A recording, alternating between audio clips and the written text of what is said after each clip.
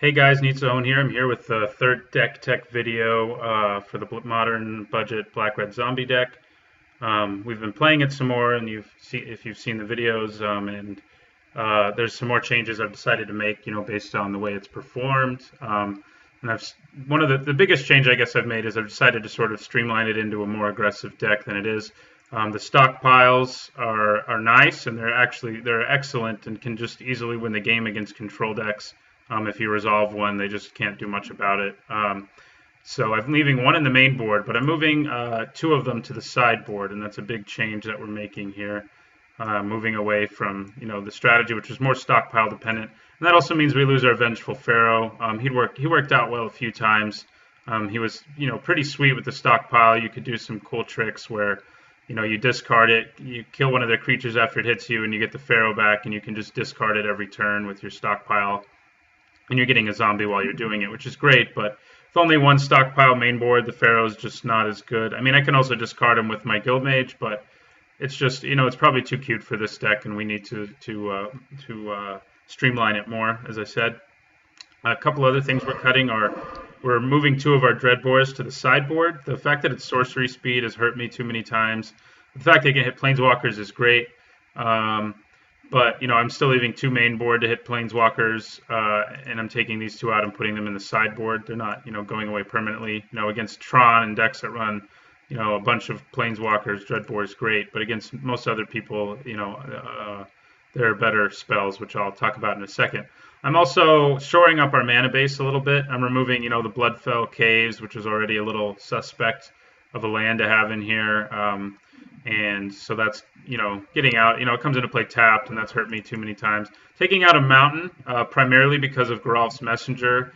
I've had it happen once or twice where that mountain was in my opening hand, and I didn't have a swamp, so I had to play the mountain on turn 3, and I just couldn't play my Messenger on turn 3. And you want this guy out there on turn 3 for sure. So we're going to lose a mountain. We're also losing two swamps, but it's because we're upgrading our mana base. We're adding 4 Sulfurous Springs, which are nice, lands, pain lands that can produce both of our colors, and they're also pretty cheap right now. They're about 30 cents on MTGO Trader, and that's a pretty good deal. So they're, they're in this deck now, and they'll make our mana base a lot better. We won't run into as many problems as we were before with the mana base. In general, every land in our deck produces black now, and 12 of them produce red, and I think that's good. We're also adding lightning bolts to our main board. We had 3 in our sideboard, but I found myself siding them in so often, as I'm sure you saw if you watched the videos, especially for Dreadbores, that I decided I just want them to be main boarded in this deck. And they're going to be. So, the instant speed on them is nice. They can also kill Planeswalkers in the right situations, the way Dreadbore can, and they can kill lots of early creatures. They also, give us some reach. I also made some changes to the sideboard. That's pretty much it for the main board. But for the sideboard, I made a few changes, some of which you already saw. We've moved the 2 Dreadbores and 2 Necromancer stockpiles to the sideboard. That were originally in the main board. And some other changes we're making is we're taking out the Cemetery Reaper. He was nice, if I wanted to sort of make my deck a little more aggressive in certain matchups, it was nice to sort of side one of them in, but I don't think he has enough of an impact to be, being sided in. Lifebane Zombie is a little harder to cut. I especially like it against the Abzan mid-range decks. Hitting a Siege Rhino on turn 3 before they can play it can completely, destroy their game. But I think I've decided that, that matchup is already pretty strong for us. Even when Siege Rhino resolves, it's a pretty good matchup for us. We have lots of ways to deal with Siege Rhino. We can swarm and get past a Siege Rhino. So I think I'm taking him out. I know I'm taking him out for now anyway. And this card is a card that I wouldn't have even thought of except for the suggestion of a viewer who commented on one of my videos, Gerald15885. Who noted that this is a good card to have for the tough 3-color matchups that there are many of in this format. It really punishes them. They already punished themselves a lot with lands and getting the Anathemancer in play.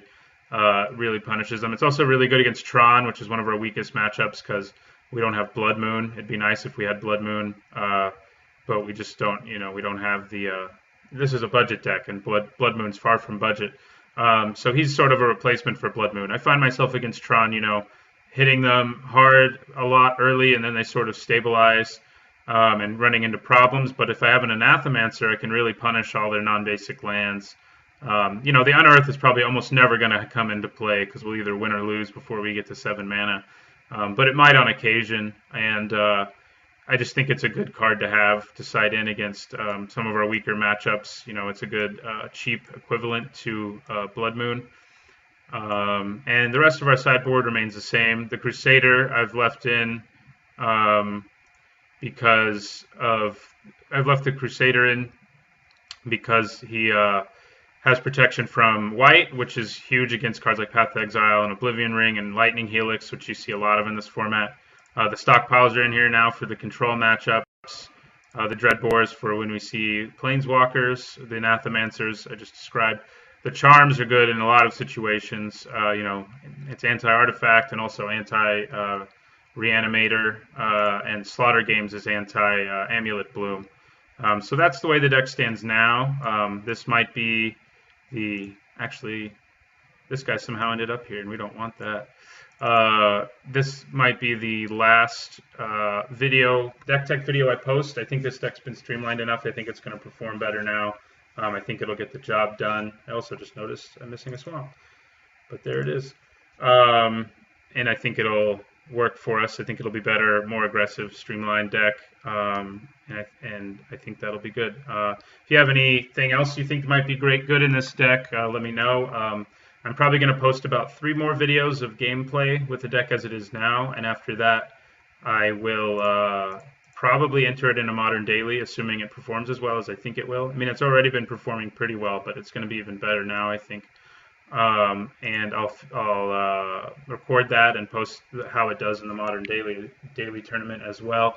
And after that, I'll probably post a video showing what I would do to this deck if I had an unlimited budget, and we'll talk about that then. So thanks for watching. Leave any comments if you can think of any, and thanks for watching.